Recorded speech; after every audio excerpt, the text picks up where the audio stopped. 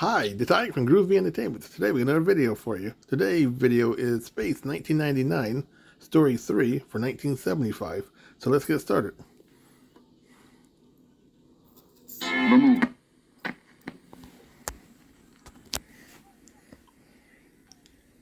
The year 1999. The place, the moon. We are in main mission, control room of Alpha Moon Base, as Earth's great satellite blasted out of orbit by a tremendous explosion of nuclear waste materials buried beneath its surface. Rockets through space on a journey into the unknown. On the big screen, an alien spaceship. Look at that. 50 miles long, 2 miles wide. 100 square miles of ship. She's sending out some kind of signal. A computer report ready, Kano? Yes, sir. Signal decoded. It seems to be a recorded message. Emergency! Emergency! This is the commander of the spaceship Daria. A major catastrophe has occurred. Large areas of our ship are devastated. Thousands of our people are dead. We who survive will perish without urgent medical and material aid. Emergency! Emergency! This is the commander of the spaceship Daria. A major catastrophe. Commander Koenig, What is it, Morrow? we're picking up life signs. What do you think, Dr. Russell? It may not be too late, John. Victor? I agree. Okay, we'll need a team. Morrow, you assess material damage. Victor, scientific. Helena, medical. Security, Lowry. Carter, get Eagle 1 ready for immediate launching. As the Eagle moves alongside the alien ship, it passes one of several pod-like constructions connected by long, transparent cylinders to the main structure. Suddenly, the pod glows, and the Eagle shudders, loses velocity, and is drawn inside, coming to rest in an airlock in a vast area, showing signs of damage to the overhead structure. Well, at least the computer can still function. What have we got, Victor? Breathable atmosphere outside, a power source somewhere. What cut off our communications? Radiation distortion. Radiation? Yes, Helena. The ship is saturated with atomic radiation, but it's too weak to harm us. Anything living here? I'm getting life signs. There is life somewhere on this ship. Okay, let's find it. Walking out of the Eagle into the airlock, they see two corridors going off at an angle to each other. One clear, the other cluttered with debris. These corridors are bound to connect with the main areas of the ship. Paul, you and Alan take that one. Right. Victor, you and I will take this one. Right. Helena, you and Lowry stay back here close to the Eagle. If we can't make contact with the Darians, we'll rendezvous back at 1600. As the two search parties disappear into the corridors, Helena and Lowry discover a hidden third corridor and decide to investigate. Looks much shorter than the others. Wonder what's around that corner. Let's take a look. I don't know. We're supposed to... Wait, what's that? Suddenly, two figures, no larger than children, come running around the corner and stop short at the sight of Helena and Lowry. They are mutes, one male, the other female. They keep looking back over their shoulder, their eyes bulging with fear. What is it? What's the matter? They're mutes. Can't talk and scared to death of whoever's making that noise. As the sound of the pursuers comes closer, the female mute whimpers and runs forward to fall at Lowry's feet. The male mute dashes past them into the airlock where the Eagle rests. Uh-oh, trouble. They're humanoids. 6 of them. Yeah, but look at them. Like out of the Stone Age. Dr. Russell, move back slowly, then break for it. Okay. But as they move, the 6 aliens, led by one called Hadeen, charge forward. Helena, Lowry, and the mute are quickly subdued and taken back to the ship settlement area, once a vast hydroponic garden. Now the home of these people, known as the Survivors. Hadeen speaks. Call the old one. Now what? Look. That old man. Like some kind of priest. They're making a circle around him. And they've dragged the mute out to him. The old man looks at the female mute, runs his hand over her face, draws in his breath and shouts, "Mute!" As the crowd roars, 2 survivors rush in, grab the mute and drag her over to a sort of shrine at the edge of the clearing. On the wall behind them is a large portrait. Below the portrait is a man-sized cavity with transparent doors. They're putting her in that hole in the wall. And locking the doors. She's sealed in. Suddenly, a survivor beside a control panel nearby, at a signal from Hadeen, presses a button. The sealed cavity glows with intense light, and the body of the mute evaporates. Good Lord! Like a pagan sacrifice. A sacrifice to the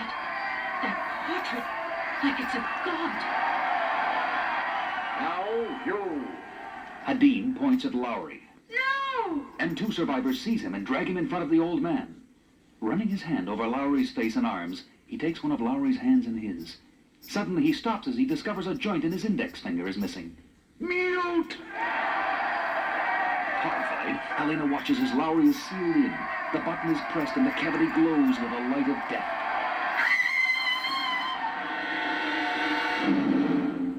Unaware of the fate of Helena and Lowry, Commander John Koenig and Professor Victor Bergman, his science advisor, walk down the corridor toward the interior. Approaching an intersection, they stop as they hear someone coming. I think we've got company. Koenig draws his laser gun and cautiously they move forward. Suddenly they are blinded by two beams of light. Please, turn out the lights. We are friends. We've come to help. Ah, that's better. Just two of them dressed in radiation suits. My name is John Koenig, commander of Alpha Moon Base. This is my science advisor, Victor. Before he can finish the sentence, the two figures suddenly fire their laser weapons. Koenig and Bergman crumble to the floor and are carried off. Koenig awakens later to find himself in a rest area and sees a woman looking at him. Who are you? I am Kara, director of reconstruction on this ship.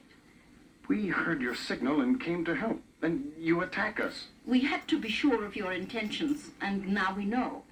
As for that signal, it was automatically triggered when one of our nuclear reactors exploded more than 900 years ago, devastating most of the ship. We are unable to cut it off. 900 years. Only this small area of the ship was shielded. Out of 50,000 darians, only 14 of us survived. But come, you will meet our commander and learn more. Where is my friend Bergman? He is all right. We will take him with us. Soon they are in the command center. Welcome, Commander Koenig. You too, Professor Bergman. I am Niemann, commander of this ship. Have you found the rest of my people? Patience, Commander. We are few, and as you have seen, the ship is large. But we will find them. I shall personally supervise the search. Thank you. Commander, has it occurred to you how similar our situations are? This ship, your moon, both of us victims of an unfortunate disaster. Yes, I know. But what you don't know is our mission. Your mission? You may recall a ship from your own Earth history. A ship in which the life of a doomed world was preserved. You mean the Ark? Yes. This ship has a similar function, to preserve the life and skills of our Darian race.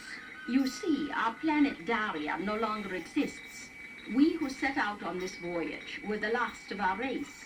Is it not true that your own planet Earth may also no longer exist? It's possible. And your community may be all that is left of Earth's civilization? That too is possible. Then join us.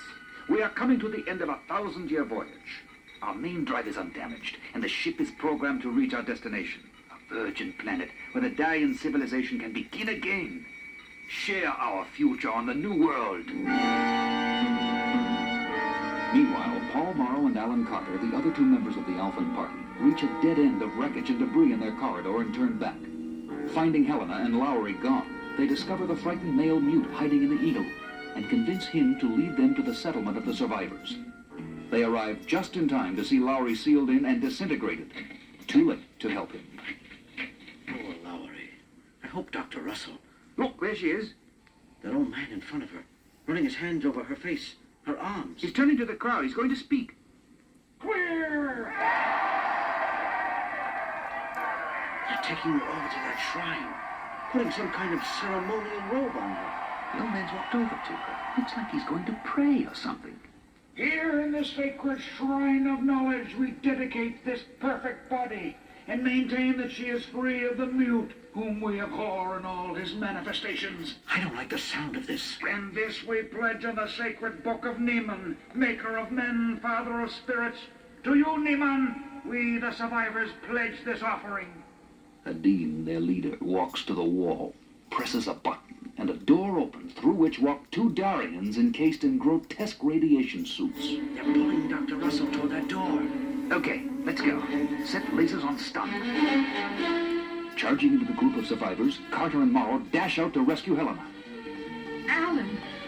Oh, Fighting against hopeless odds, Carter drops one of the Darians, but is himself brought down. The other Darian goes through the door, dragging Helena with him. Morrow gets through the door just before it closes, but Helena and her captor had disappeared. Meanwhile, in a computer room somewhere in the area ahead, Koenig and Bergman study data sheets from the Darian computers. I think I've located the airlock mechanism. We should be able to fix it for controlled entry and exit. Victor, what's wrong? I think I've discovered how the Darians have kept themselves alive for 9 centuries. I wondered about that. They seem as human as we are. Their food requirements are the same as ours, but this list of their resources shows no basic proteins, no amino acids or trace elements, no enzyme variants. They can't support life on these. Have you checked the recycling plant? Yes, every one of these essential elements is present and they're being constantly renewed. But if they have no reserves on the ship, how? There is only one possible source: human bodies. Walking out into the corridor on their way to confront Kara with this terrible discovery, they are surprised and delighted to see Morrow. Paul, you're safe. But where's Helena? They've captured her. I've been following them but lost them. She must be around here somewhere. And Lowry? Carter? Lowry's dead. I don't know about Carter. Morrow tells them about the events in the survivors' settlement. The survivors. So that's where they get their basic elements. That disintegrator must be part of their recycling system. Come on, we've got to get Dr. Russell. Walking back to the command center, they see Kara. Koenig grabs her, clamping his hand over her mouth. Listen carefully, Kara.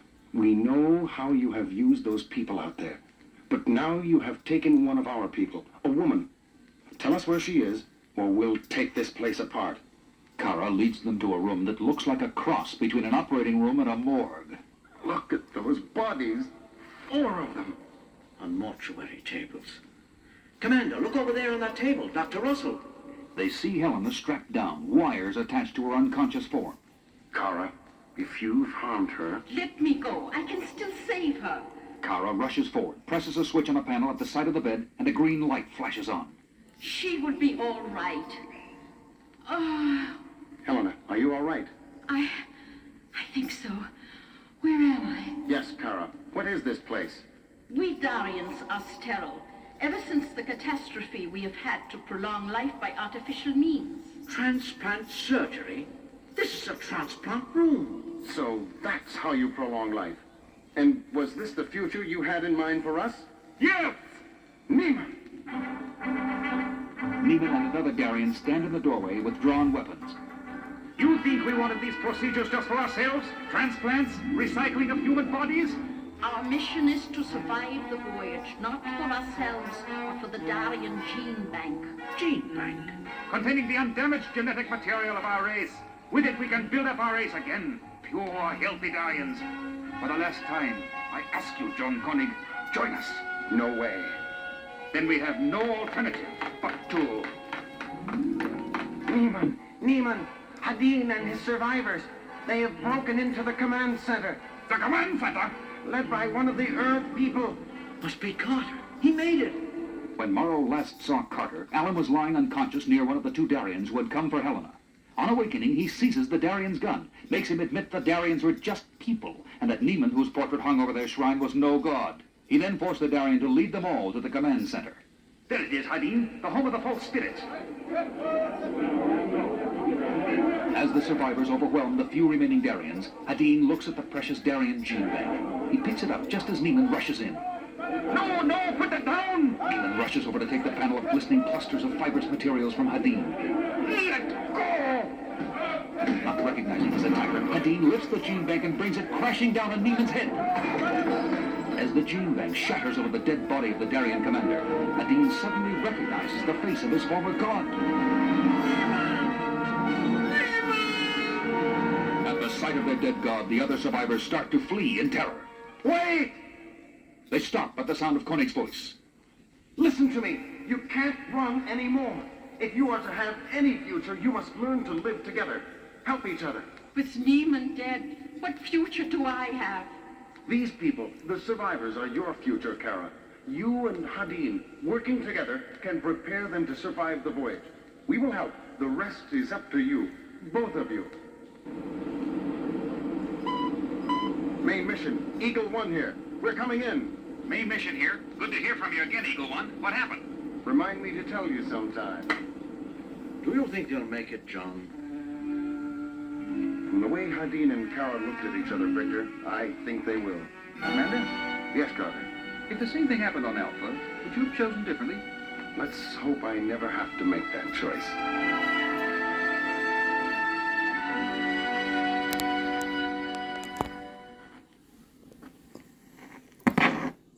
So, that was Space 1999, Story 3 for 1975. So if you like, subscribe, share, and comment, and have a good video when another video come out real soon.